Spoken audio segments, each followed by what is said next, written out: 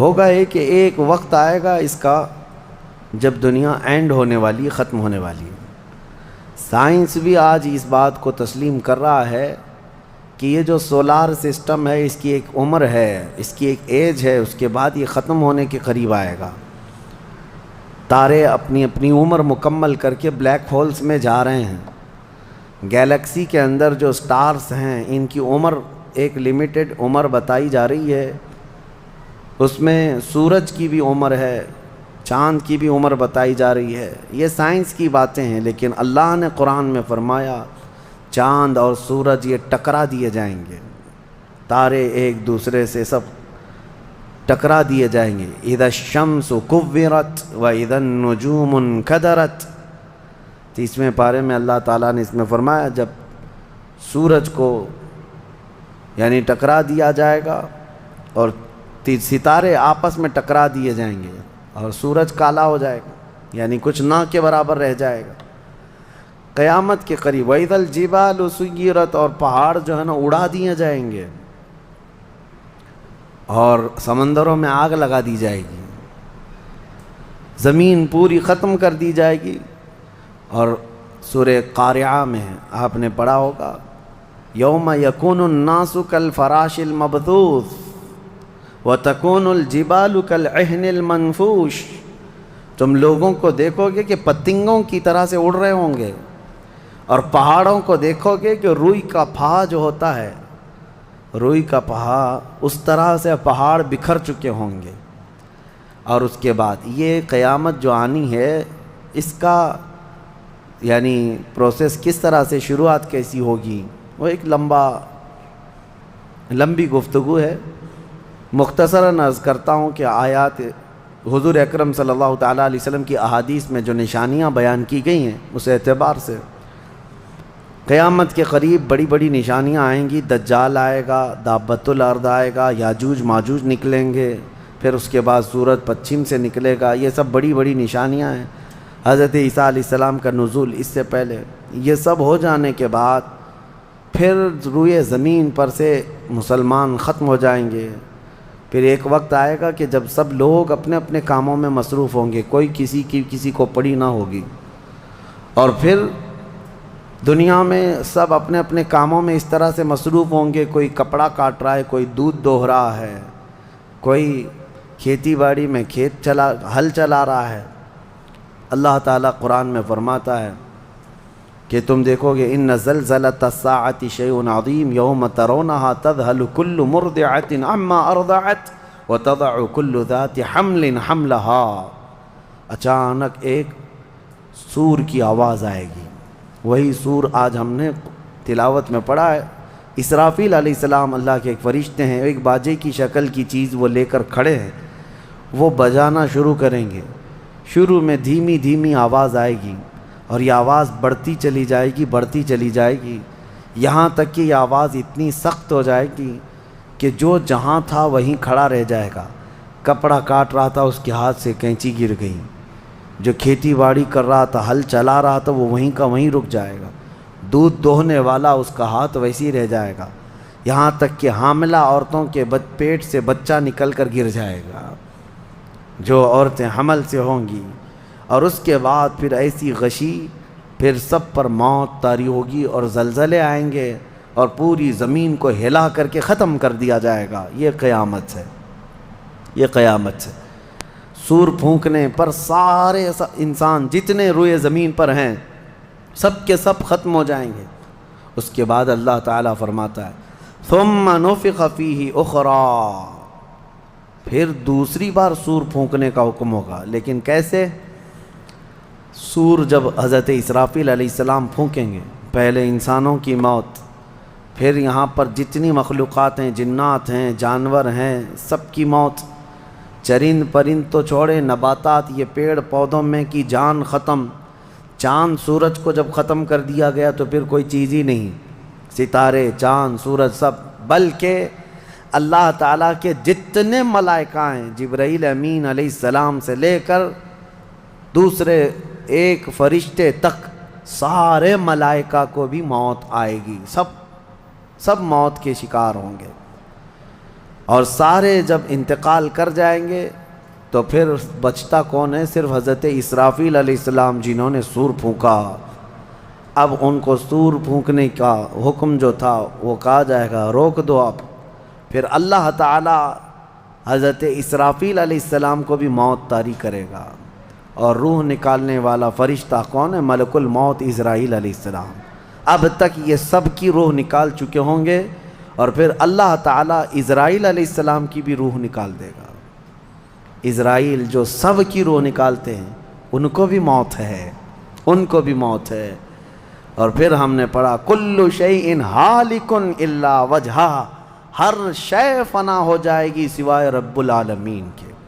کل من علیہا فان ویبقى وجہ ربک ذو الجلال والاکرام، جو کچھ بھی ہے سب فنا ہو جائے گا، تمہارے رب کی ذات صرف باقی رہے گی، کوئی نہیں باقی رہے گا۔ پھر جب مولا کی مرضی ہوگی رب تبارک و تعالیٰ دوبارہ اسرافیل علیہ السلام کو اٹھائے گا۔ اسرافیل علیہ السلام دوبارہ اٹھیں گے، اور پھر ان سے کہا جائے گا دوبارہ سور پھونکو، پھر سے پھونکو۔ اب جب دوبارہ حضرت اسرافیل علیہ السلام سور پھونکیں گے تو یہ زندگی کا سور ہے۔ پہلے والا یہ نفخہ اولا اس کو کہتے ہیں، وہ موت کا تھا، اور نفخہ ثانیہ حیات کا ہے، زندگی کا ہے۔ اب رب تعالیٰ نے جو وعدہ فرمایا تھا کہ ہم تمہیں موت کے بعد دوبارہ اٹھائیں گے، یہ وعدہ اس وقت پورا ہوگا۔ اب دوسرے مرتبہ جب سور پھونکنا شروع کرتے ہیں اسرافیل علیہ السلام، کتنے انسان آئے گئے، آدم علیہ السلام سے لے کر قیامت تک سب وہ زمینوں میں جہاں کہیں ہوں گے، کسی کو جلا کر ختم کر دیا گیا ہو، کسی کو جانور کھا گیا ہو، کسی کو پانی میں ختم کر دیا ہو، کسی بھی طرح سے، لیکن مولا تعالیٰ سب کو اٹھانے والا ہے۔ لیکن فرمایا حدیث پاک میں ہے کہ یہ دوسری سور پھونکنے کے بعد سب سے پہلے روئے زمین پر جو اٹھیں گے وہ محمد الرسول اللہ کی ذات۔ میرے آقا صلی اللہ تعالیٰ علیہ وسلم فرماتے ہیں میں اپنی قبر سے اٹھوں گا سب سے پہلے، اور محشر کے میدان کی طرف جو حضور جائیں گے تو فرماتے ہیں حضور صلی اللہ علیہ وسلم اٹھیں گے، ان کے بعد ابو بکر صدیق، ان کے بعد عمر فاروق رضی اللہ تعالیٰ عنہ، پھر ساری کائنات کو اللہ اٹھائے گا۔ اور جب رسول کریم صلی اللہ تعالیٰ علیہ وسلم فرماتے ہیں میں میدان قیامت میں اس حال میں آؤں گا کہ میرا ایک ہاتھ ابو بکر کے کندھے پر ہوگا، دوسرا عمر ابن خطاب کے کندھے پر ہوگا۔ یقیناً وہ اس دن کے دولہا ہے، قیامت کا منظر ہے جب رسول کریم صلی اللہ تعالیٰ علیہ وسلم تشریف لائیں گے۔ اور اس کے بعد رب تعالیٰ نے فرمایا، سورہ زمر میں 2 آیتیں آئی ہیں، وَسِيقَ الَّذِينَ كَفَرُوا إِلَى جَهَنَّمَ زُمَرًا، اب جو کفار تھے ان سب کو کھینچ کر کے لایا جائے گا میدان قیامت میں۔ پہلے تو میں آپ کو بتا دوں پوری تفصیلات قیامت کے میدان میں، اس کے بعد ان آیتوں کی تفسیر پر آتا ہوں۔ پھر جب سب کو اٹھا دیا گیا تو ایک زمین ہوگی، اب وہ زمین کہاں ہوگی وہ اللہ بہتر جانتا ہے کس جگہ، کیونکہ یہ زمین ہے ہی نہیں، یہ آسمان ہے ہی نہیں، تو پھر اس وقت بنے گا کیا یہ اللہ ہی بہتر جانے۔ کہاں بنے گا، کس طرح بنے گا، اس میں ہم نہ سوچ سکتے ہیں نہ مثال دے سکتے ہیں۔ اب آپ مجھے بتاؤ یہ جو زمین جس پہ آپ بیٹھے ہیں یہ ختم ہونے والی، کیا رہے گا نیچے؟ آسمان جو دکھ رہا ہے یہ بھی ختم ہونے والا ہے، پھر کیا رہے گا اوپر ہمیں نہیں معلوم۔ لیکن اللہ کریم ایک زمین بنائے گا جس کے متعلق کہا گیا وہ تانبے اور پیتل سے بنی ہوئی ہوگی، یہ مٹی والی زمین نہیں۔ اور پھر اس کے بعد سورج کو پھر دوبارہ زندہ کیا جائے گا، اور سورج کو سب کے سروں پر لا کر کھڑا کر دیا جائے گا۔ اب وہ زمین اور جس میں سارے انسانوں کو جمع کر دیا گیا ہے، آپ اندازہ کریں وہ زمین میں نہ کوئی عمارت ہوگی نہ درخت ہوگا، وہ بالکل فلیٹ زمین ہے، صرف میدان ہی میدان ہے۔ ایسا نہیں ہے کہ یہاں پر کوئی میدان اور تھوڑی دور کے بعد کوئی عمارت دکھے گی یا کوئی درخت دکھے گا یا کوئی پہاڑ، نہیں، کچھ نہیں، صرف سیدھی زمین۔ اسی لیے کہ وہاں تم 500 سال بھی اس میدان میں بھاگتے رہو گے تو سائے کے لیے ایک پتا بھی نہیں ملے گا، ایک پتا بھی نہیں، کہاں سایہ حاصل کر سکو۔ لیکن کچھ خوش نصیبوں کے لیے اللہ نے فرمایا کہ عرش کا سایہ انہیں اللہ عطا فرمائے گا۔ وہ کون لوگ ہیں؟ ان میں کئی لوگ ہیں، جس میں سے ایک ہی میں بتاتا ہوں، رجل تعلق قلبہ بالمساجد، وہ ایسا آدمی جس کا دل مسجدوں میں لگا ہوا ہے، قیامت کے دن اسے اللہ عرش کا سایہ عطا فرمائے۔ آپ کی نماز ہو گئی، بیٹھے کیوں ہیں؟ نماز ہو گئی، نماز کے بعد چلے جانا چاہیے، لیکن تمہارا دل مسجد میں لگا ہوا ہے۔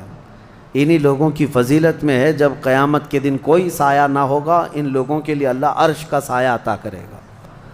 اب یہ جو سارے لوگ جمع ہوں گے، کسی کو کچھ پتہ نہیں کہ ہونا کیا ہے، کسی کو نہیں پتہ کہ کیا ہونا ہے، نفسا نفسی کا عالم ہے اور سب ایک دوسرے کو تک رہے ہیں۔ اب یہی مسئلہ ہے کہ سارے لوگ وہاں پہ، کفار بھی ہوں گے، مشرکین بھی ہوں گے، جتنی امتیں پہلے آئی تھی وہ بھی ہیں، انبیاء بھی ہیں، اولیاء بھی ہیں، صلحاء بھی ہیں، صحابہ بھی ہیں، علماء بھی ہیں، سب ہیں، لیکن کسی کو کچھ سوچتا نہیں کہ کیا کیا جائے۔ یہی بے خبری سے پوری مخلوق جو ہے انبیاء کے پاس جاتی ہے۔ انبیاء میں سب سے پہلے ابو البشر سیدنا آدم علیہ السلام سے کہتے ہیں سارے لوگ، آپ تو ہم سب کے باپ ہیں، ہمارے لیے اللہ کی بارگاہ میں سفارش کریں کہ کچھ ہمارے متعلق کیا حکم ہے وہ پتہ چل جائے، ہمیں کہاں جانا ہے، جنت میں یا دوزخ میں، یہ ابھی پتہ چل جائے، حساب بھی نہیں شروع ہو رہا ہے۔ تو آدم علیہ السلام نے فرمایا، وہ فرمائیں گے کہ اے لوگو جاؤ، اس لیے کہ مجھے ڈر ہے اللہ کریم کی بارگاہ میں نے جنت میں وہ ممنوع شجر کا جو پھل کھا لیا تھا، مجھے آج بھی اس کا احساس ہے کہ کہیں رب تبارک و تعالیٰ مجھے اس پر عتاب نہ فرما دے، جاؤ کسی اور کے پاس۔ جتنے نبیوں کے پاس یہ قوم جاتی تھی، وہ انبیاء کرام یہ کہتے آج ہمیں خوف ہے اللہ کریم کی بارگاہ میں، وہ قہار ہے، وہ جبار ہے۔ اور میں نے آج ایک آیت یہ بھی پڑھی ہے سورہ مومن میں، اللہ نے فرمایا لمن الملک اليوم، اس دن یہ آواز آئے گی، آج کی بادشاہت کس کی ہے، آج کی بادشاہت کس کی ہے؟ پھر اللہ خود فرمائے گا للہ الواحد القہار، ایک قہر کرنے والے خدا کی آج بادشاہت ہے۔ اس دن صرف اس کی سلطنت ہوگی، صرف اس کی حکومت ہے۔ انبیاء، ملائکہ سب ڈرے ہوئے ہیں، پتہ نہیں برسوں یہ قوم گھومتی رہے گی مخلوق۔ عیسیٰ علیہ السلام فرمائیں گے کہ اے لوگو جاؤ محمد الرسول اللہ کے پاس، آج وہ تمہاری سنیں گے اور اللہ ان کی سنے گا۔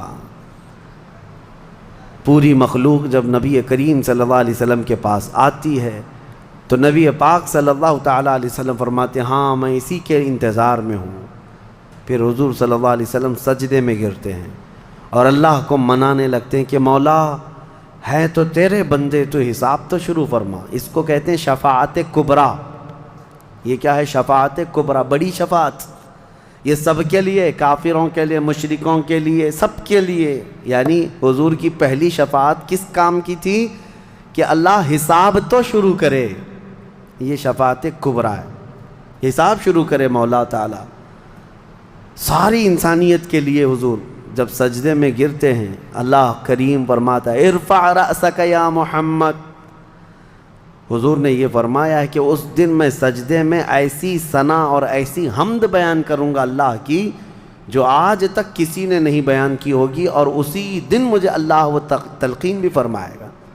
اور جب حضور ثنا کر رہے ہوں گے، اللہ فرماتا ہے ارفع رأسک یا محمد، اے محمد صلی اللہ علیہ وسلم اپنا سر اٹھائیے، آپ مانگیے آپ کو دیا جائے گا، آپ پوچھئے آپ کو جواب دیا جائے گا۔ یہ پہلا سوال ہے اللہ کی بارگاہ میں قیامت کے دن، اور پہلا جواب ہے، باقی کسی بندے کو کوئی جواب نہیں تھا۔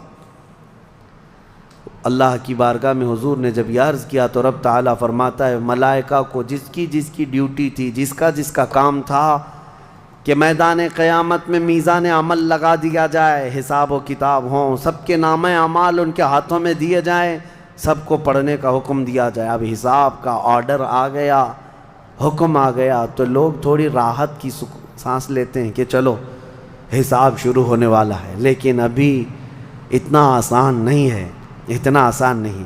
اب فرشتے لا رہے ہیں سب کے اعمال نامے۔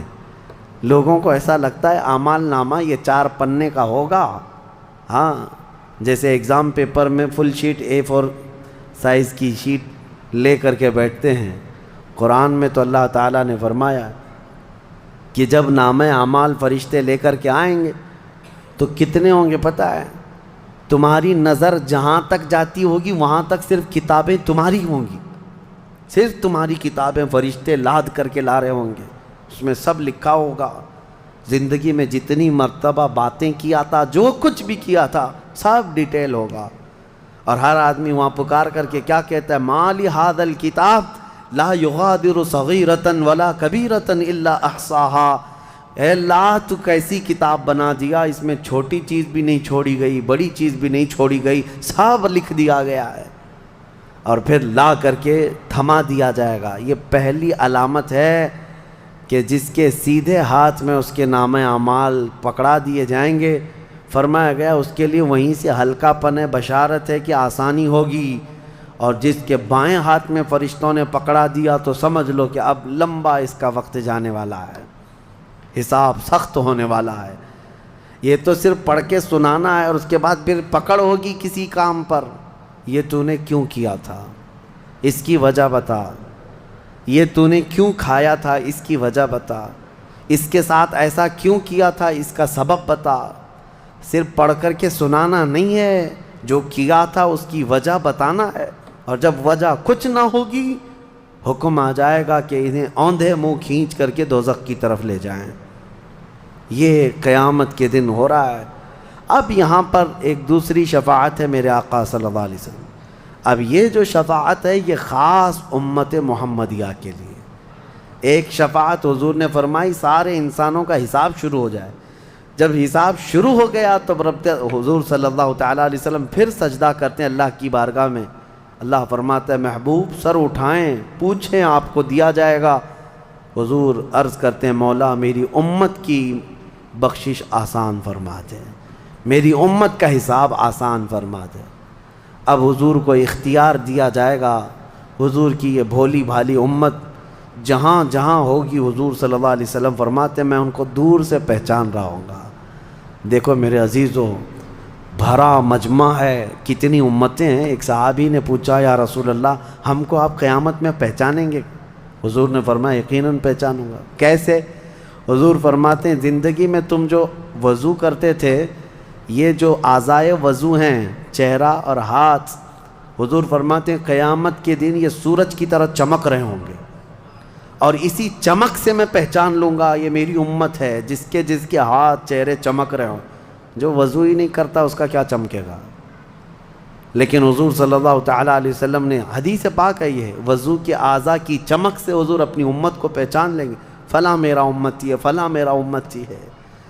بہرحال اب اس کے بعد اب میں ان آیتوں کی طرف آتا ہوں۔ حساب و کتاب ہو رہا ہوگا۔ سب سے پہلے وہاں پر قیامت کے دن جن کو لایا جائے گا، الگ الگ روایات ہیں، اس میں 3 لوگوں کے متعلق فرمایا گیا، ایک عالم، ایک شہید، اور ایک امیر آدمی پیسے والا۔ حالانکہ تینوں اچھے لوگ تھے دنیا میں۔ یہ جو امیر تھا بہت پیسہ بانٹتا تھا، اور یہ قاری قرآن تلاوت اچھی کرتا تھا، اور یہ شہید تو جنگ میں شہید ہوا تھا لڑ کر کے۔ تینوں کا حساب ہو رہا ہوگا۔ سب سے پہلے رب تبارک و تعالیٰ اس قاری قرآن کو بلائے گا، بتا تو قرآن کیوں پڑھتا تھا؟ وہ کہے گا میں نے تجھے اچھی آواز دی تھی، اچھی آواز دی تھی، تو نے اس آواز کا کیا کیا؟ وہ کہتا ہے میں قرآن پڑھتا تھا بہترین انداز میں۔ رب تعالیٰ فرماتا ہے تو اس لیے پڑھتا تھا کہ لوگ تیری آواز کی تعریف کریں، کیا آواز ہے، اور لوگوں نے تعریف کر دیا، دنیا میں تجھے تیرا بدلہ مل گیا، یہاں قیامت میں کچھ نہیں، جاؤ جہنم میں۔ مالدار آئے گا، اس سے رب تعالیٰ فرمائے میں نے تجھے بہت مال دیا تھا، کیا کیا؟ کہے گا رب تعالیٰ میں نے غریبوں میں تقسیم کیا ہے، بہت خیرات کیا ہے۔ اللہ کریم فرماتا ہے کہ تو نے تو یہ نیت سے تقسیم کیا تھا نا کہ لوگ تجھے دیالو کہیں، سخی کہیں، تیری مال کی تعریف کریں، تو لوگوں نے تو وہ تعریف کر دی، دنیا میں جو تجھے ملنا تھا وہ مل گیا، تیری خواہش ہو گئی، یہاں کچھ نہیں۔ اسے بھی فرمایا جائے گا دوزخ میں ڈال دو۔ تیسرا جو شہید ہے اس کے لیے بھی رب تعالیٰ فرماتا ہے میں نے تجھے جوانی دی تھی، کیا کیا؟ کہا اے اللہ میں لڑتا رہا کافروں کے مقابل میں اور اپنی جان دے دیا۔ فرماتا ہے رب تعالیٰ کہ تو یہ سوچتا تھا نا کہ لوگ تیری بہادری کی تعریف کریں، لوگ تجھے بطل جلیل کہیں، مجاہد کہیں، تو یہ لوگوں کی تعریف سننے کے لیے کرتا رہا۔ اگر تیری یہی خواہش تھی اور لوگوں نے تیری تعریف دنیا میں بہت کر دی، اب یہاں تیرا کچھ نہیں ہے، اسے بھی دوزخ میں بھیج دیا جائے۔ یہ ریاکاری ہے۔ یہ پہلا حساب جن لوگوں کا ہونے والا ہے، یہ 3 لوگوں کے بارے میں حدیث پاک میں ہے۔ پھر میرے آقا صلی اللہ علیہ وسلم فرماتے ہیں قیامت کے میدان سے اس وقت تک کوئی پیر ہٹا نہیں سکتا جب تک اللہ 5 سوالات نہ کر لے۔ ان میں سے پہلا سوال یہی ہے کہ اللہ فرمائے گا میں نے تجھے جوانی دی تھی، تو نے کہاں خرچہ کیا؟ یہ ہر ایک کو بتانا پڑے گا، ہر ایک کو بتانا پڑے گا۔ اب آپ اپنی اپنی تیاری کر لو کہ کہاں کہاں خرچہ کیا، اللہ کو مجھے بتانا ہے۔ آج اگرچہ تم ہماری باتوں کی طرف توجہ نہیں کرو گے، کیئر نہیں کرو گے، لیکن ایک دن وہ آئے گا جب تمہیں اللہ کی بارگاہ میں کھڑے ہو کر اپنی جوانی کا پل پل بتانا ہوگا، وہاں کوئی چارہ نہیں ہوگا۔ وہی اب آیت کریمہ ہے وَسِيقَ الَّذِينَ كَفَرُوا إِلَى جَهَنَّمَ زُمَرًا حَتَّى إِذَا جَاءُوهَا فُتِحَتْ أَبْوَابُهَا وَقَالَ لَهُمْ خَزَنَتُهَا، کافروں کی جماعت کو فرشتے کھینچتے ہوئے دوزخ کی طرف لائیں گے۔ دوزخ کیسی ہوگی میں انشاءاللہ العزیز اس کو عرض کروں گا آخری میں، رمضان کے اخیر میں، کیونکہ یہ جو عشرہ گزر رہا ہے یہ جہنم سے آزادی کا عشرہ ہے۔ کاش اللہ ہمارا نام بھی آزاد ہونے والوں میں شامل فرمائے کہ جہنم سے آزاد ہونے والوں میں ہمارا نام شامل ہو گیا تو پھر قسمت ہی قسمت ہے۔ جب لایا جائے گا دوزخ کے کنارے جماعت کی جماعتیں آ رہی ہوں گی، جماعت یہاں پر اللہ نے فرمایا زمرہ یعنی بہت کثیر تعداد میں جماعت کو کھینچ کر کے لایا جائے گا۔ پھر دوزخ کے دروازے کھول دیے جائیں گے، فتحت ابوابها، دروازے کھول دیے جائیں۔ وقال لهم خزنتها، اور جو دربان ہے دوزخ کے دروازے پر حضرت مالک، وہ فرشتے ہیں، بڑے سخت قسم کے فرشتے ہیں، وہ ان سے پوچھیں گے، جو جماعت دوزخ میں ڈالے جانے کے لیے لائی جا رہی ہوگی ان کو پہلے پوچھیں گے الم یأتکم رسل منکم یتلون علیکم آیات ربکم وینذرونکم لقاء یومکم ھذا، اے لوگو کیا تمہارے پاس اللہ کا کوئی رسول نہیں آیا تھا؟ کیا تمہیں اللہ کی آیتیں پڑھ کر کے کسی نے نہیں سنایا تھا؟ یا آج کے دن کے بارے میں تمہیں کسی نے ڈرایا نہیں تھا کہ قیامت آنے والی ہے؟ یہ دوزخ کا فرشتہ لوگوں سے پوچھے گا، قرآن میں اللہ فرماتا ہے۔ تو لوگ کیا کہیں گے؟ قالوا بلا ولکن حقت کلمۃ العذاب، وہ کہیں گے ہاں کیوں نہیں آئے تو تھے لیکن ہم جھٹلا دیے تھے، نبیوں کے پیچھے نہیں چلے، قیامت کے دن پر یقین نہیں رکھے، اور عذاب ہمارے اوپر واجب ہو گیا، ہم جا رہے ہیں۔ قیل ادخلوا ابواب جہنم خالدین فیہا، ان سے کہا جائے گا ادخلوا ابواب جہنم، داخل ہو جاؤ جہنم کے دروازوں میں، خالدین فیہا، ہمیشہ تم رہو گے یہاں پر۔ یہ کافروں کے لیے ایسی آواز آئے گی کہ وہ چیخ مارتے ہوئے دوزخ میں کود رہے ہوں گے۔ فَبِئْسَ مَثْوَى الْمُتَكَبِّرِينَ، اللہ فرماتا ہے کیا ہی بری جگہ ہے، کیا ہی برا ٹھکانہ ہے یہ گھمنڈ کرنے والوں کا، زمین پہ اترانے والوں کا جو اللہ کو نہیں مانتے تھے۔ اب سنیے 1000 سال تک دوزخ میں جلتے کڑتے رہیں گے، پکارتے رہیں گے اے مالک اے مالک اے مالک اے مالک۔ کون؟ جو دربان دوزخ ہے، دربان ہے دوزخ کے دروازے کا، وہ 1000 سال کے بعد سن کر کے پوچھیں گے کیا بات ہے تمہاری، کیا چاہتے ہو؟ کفار و مشرکین کہیں گے کہ ہماری بات کرا دے اللہ سے، ہماری بات کرا دے اللہ سے کہ کچھ ہم پر بھی رحم ہو جائے۔ حضرت مالک کہتے ہیں خدا قہار ہے غضب پر، خدا قہار ہے غضب پر۔ اللہ کریم کی بارگاہ میں بات کرنے کی بڑے بڑے فرشتوں کی ہمت نہیں ہے، کہیں گے ابھی نہیں، میں بات کرا پاؤں گا، پھر وہ 1000 سال اور عذاب میں جلتے رہیں گے، چیختے رہیں گے۔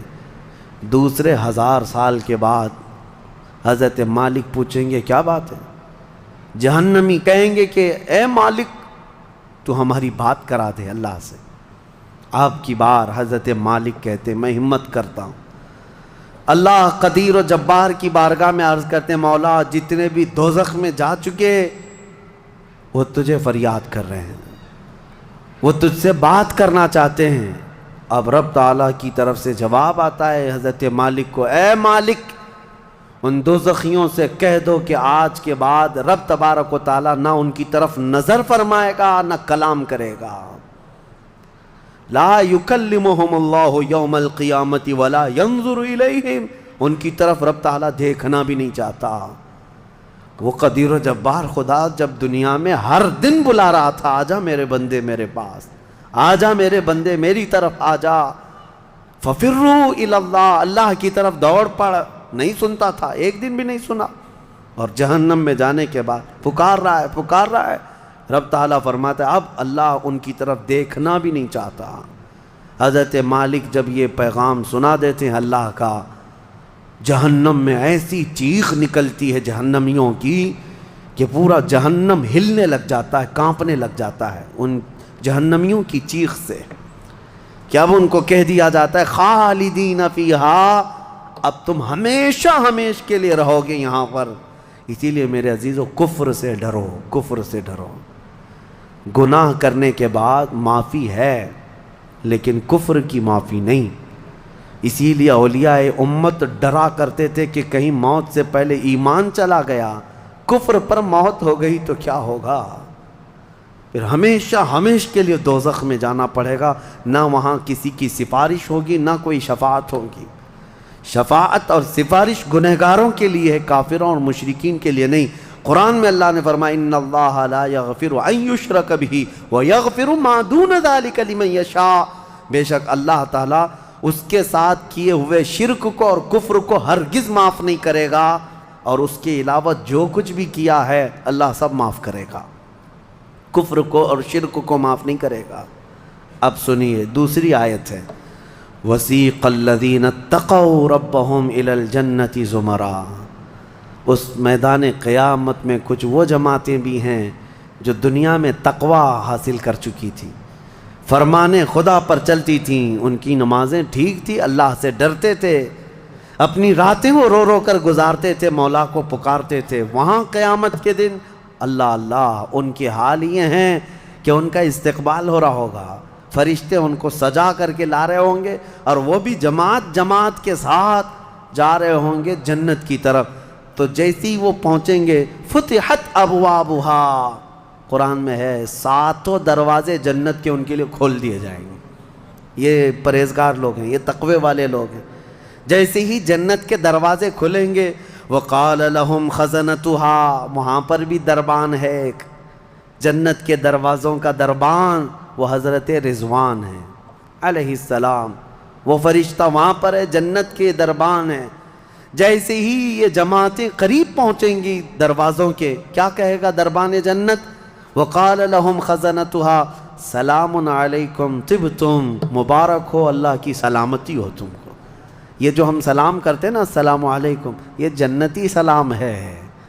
یہ دربان جنت جو داروغہ ہے جنت کے دروازوں کا، وہ سلام کرے گا فرشتہ جو آ رہے ہیں جنت میں، سلام علیکم طبتم، مبارک ہو، خوش آمدید، اللہ کی سلامتی ہو، فادخلوها، آ جاؤ جنت میں داخل ہو جاؤ، خالدین، ہمیشہ کے لیے، اب تم بھی یہاں سے نہیں جاؤ گے۔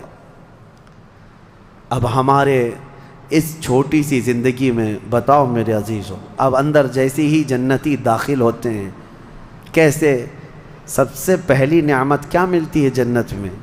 اللہ اکبر، آپ کے لیے اور ہمارے لیے سیب ملے گا، انگور ملے گا، گوشت ملے گا، کھانے کے لیے کیا ملے گا؟ میرے عزیزوں سب نعمتیں اپنی جگہ پر، لیکن فرمایا گیا جنتی جیسے ہی جنت میں پہلا قدم رکھتا ہے محمد الرسول اللہ کھڑے ہوں گے، میرے آقا صلی اللہ تعالیٰ علیہ وسلم ہوں گے۔ اپنے امتیوں کے استقبال کے لیے۔ اس سے بڑی نعمت کیا ہے میرے عزیز؟ جنت میں داخل ہو جانے کے بعد اب سورہ واقعہ جب آپ پڑھیں گے تو جنت کا اس میں تذکرہ ہے۔ اللہ نے فرمایا ثلۃ من الاولین وقلیل من الآخرین علی سرر موضونۃ متکئین علیہا متقابلین۔ وہاں دیوان لگائے ہوں گے، بڑے بڑے محلات ہوں گے جن کی ایک اینٹ سونے کی، ایک اینٹ چاندی کی بنائی ہوگی۔ پورے زمین پر جو گھاس ہوگی وہ زعفران سے بھی زیادہ ملائم۔ اور اللہ نے کتنی جگہ قرآن میں فرمایا جنات تجری من تحتها الانہار، ایسے باغیچے جن میں نہریں بہہ رہی ہوں گی، اور ایسی نہریں جن کا پانی دودھ کی طرح سفید، شہد سے زیادہ میٹھا اور ٹھنڈا۔ یہ ٹھنڈے میٹھے پانی کی نہریں جس کو کوثر اور سلسبیل کہا گیا ہے، یہ جنت کے باغیچوں سے ہو کر گزر رہی ہوں گی۔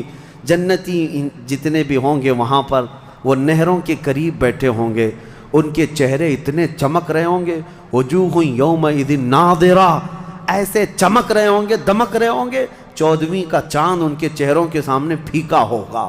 یہ جنتیوں کے چہرے ہوں گے۔ اور وہ اپنے جب جنتی محل میں جائیں گے، ایک محل سامنے ہوگا، دوسرا محل ادھر ہوگا، آمنے سامنے جنتی باتیں کرتے ہوئے بیٹھیں گے۔ یہ قرآن پاک میں اللہ نے فرمایا ان کی خدمت کے لیے غلمان، لڑکے بھی ہوں گے، حوران جنت، وہ جنتیوں کی خدمت کے لیے ان کی بیویاں وہاں پر بنائی جائیں گی۔ وہ اتنی حسین و جمیل خوبصورت ہیں کہ جنتی کے لیے آج تک نہ ویسی خوبصورتی یا حسن دنیا میں کسی نے سنا ہے نہ دیکھا۔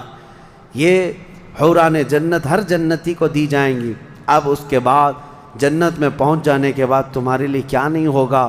ایک طبقہ انبیاء کا ہے، ایک طبقہ جنت میں اولیاء کا ہے، ایک طبقہ شہداء کا ہے، ایک طبقہ صدیقین کا ہے۔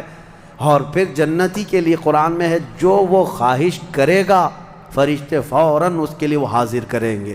جو چیز کی خواہش کرے گا، جس دن تمہاری وہاں خواہش ہوگی کہ مجھے یہاں غریب نواز کا دربار دیکھنا ہے، جنت میں غوث پاک کہاں ہے وہاں جانا ہے، صحابہ میں خلفائے راشدین کہاں ہیں وہاں جانا ہے، انبیاء اکرام کہاں ہیں، شہداء و صالحین کہاں ہیں وہاں جانا ہے۔ جنتی گھوم رہا ہوگا، اور کیا ہی بہتر ہوگا جنتی جب یہ خواہش کرے گا مجھے محمد الرسول اللہ کے محل میں جانا ہے، وہاں بھی اسے پہنچایا جائے گا۔ وہ ہر ایک بڑے سے بڑے انبیاء، صالحین، شہداء اور رسولان اعظام کے ہاں جاتا رہے گا، آتا رہے گا، جاتا رہے گا، آتا رہے گا۔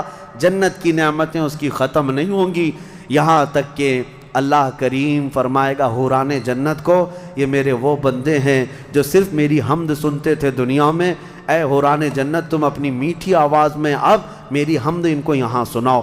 100 سال تک وہ حوران جنت انہیں حمد سناتی رہیں گی۔ پھر جنتیوں سے اللہ پوچھے گا پیٹ بھر گیا؟ وہ جنتی کہیں گے مولا اور تیری تعریف سننے کا دل کرتا ہے۔ داؤد علیہ السلام جن کی آواز میں بڑی مٹھاس تھی، رب تعالیٰ فرمائے گا اے میرے داؤد خلیفۃ اللہ، آؤ ان جنتیوں کو اپنی سریلی آواز میں میری حمد سناؤ۔ اب وہ 100 سال تک سناتے رہیں گے اور جنتی مدہوش ہوں گے اور سنتے رہیں گے، یہ جنت کے ترانے وہاں پر سنائے جا رہے ہیں۔ اس کے بعد پھر رب تعالیٰ فرمائے گا اب تم سیراب ہو گئے کہ داؤد علیہ السلام کی زبان سے تو چڑیاں بھی سننے کے لیے کھڑی ہو جاتی تھی، پرندے بھی ہوا میں رک جاتے تھے۔ اب جنتی کہیں گے کہ مولا اور تیری حمد ہو اور تیری تعریف ہو، ہم سننا چاہتے ہیں۔ رب تعالیٰ جب فرمائے گا اے فرشتو حجابات ہٹاؤ، اب میں سناؤں گا اور میرے بندے سنیں گے۔ اب یہ جنت کی سب سے بڑی نعمت وجوہ یومئذ ناظرہ الی ربہا ناظرہ، مولا فرماتا ہے چہرے چمک رہے ہوں گے اس بات کے لیے کہ بغیر حجاب کے وہ اپنے اللہ کو دیکھ رہے ہوں گے۔ اس سے بڑی نعمت جنتی کو کچھ نہیں ہے کہ مولا کریم حجابات ہٹا دے گا، جس کے تم یہاں سجدے کرتے ہو، جس سے تم گڑ گڑا کر مانگتے ہو، وہ مولا جنت میں پردے ہٹا دے گا۔ اور فرمایا گیا جنت کی سب سے بڑی نعمت دیدار الہی ہے۔ اسی لیے رمضان میں بھی میرے آقا نے فرمایا افطار کرنے والے کو دو خوشیاں دی جائیں گی کہ جب بندہ افطار کرتا ہے تو اس کے لیے بھی یہ فرمایا گیا ہے کہ جیسے ہی وہ افطار کرتا ہے ایک تو اس کے پیٹ ٹھنڈے ہونے کی خوشی ہے، گلا تر ہونے کی خوشی ہے، لیکن دوسری خوشی ہر افطار کرنے والے روزے دار کے لیے کہ رحمان فرمائے گا میں نے تیرا محفوظ کر لیا ہے جنت میں، اب تجھے میں اپنا دیدار کراؤں گا۔ روزے داروں کو اللہ کا دیدار ہوگا تو یہ جنتی جنت میں پہنچ جائیں گے، دوزخی دوزخ میں پہنچ جائیں گے۔ میں نے یہ جو 2 آیتیں آئی تھی اس کی تفسیر آپ کے سامنے رکھ دی، فیصلہ تمہارے پاس ہے، زندگی کیسی گزارو گے۔ لیکن میرے آقا نے فرمایا جنت کا جو راستہ ہے نا وہ کیسا ہے؟ کانٹوں سے بھرا ہوا ہے یہاں دنیا میں۔ جہنم کا راستہ پھولوں سے سجا ہوا ہے، بہت ٹھنڈا ہے، بہت آرام دہ ہے۔ دوزخ کا راستہ، میں الٹا تو نہیں بول رہا، سیدھا ہی بول رہا ہوں۔ جہنم کا راستہ پھولوں سے سجا ہوا ہے اور جنت کا راستہ کانٹوں سے بھرا ہوا ہے۔ میرے آقا نے فرمایا یہاں دنیا میں کانٹوں سے بھرا ہوا ہے، لیکن اس پر اگر کوئی چل گیا تو وہ کانٹے ختم ہوتے ہی اس کے لیے جنت کے باغات ہیں۔ اور جو دنیا میں ان پھولوں کے راستے کو چن لیا دوزخ کے، جیسے ہی یہ راستہ ختم ہوگا اس کے بعد صرف آگ ہی آگ ہے، آگ ہی آگ ہے۔ چنو کون سا راستہ، تم یہاں کے پھول چاہتے ہو یا پھر آخرت کے باغیچے، یا یہاں کے کانٹے اور آخرت کی آگ؟ یہ تمہارے ہاتھ میں ہے، کس طرح سے تم اپنی زندگی کو متعین کر دو سے اہلا ولا اقوى على نار الجحیم فاغفر ذنوبی بفضل جودک یا اللہ۔ وآخر دعوانا ان الحمد للہ رب العالمین۔ السلام علیکم۔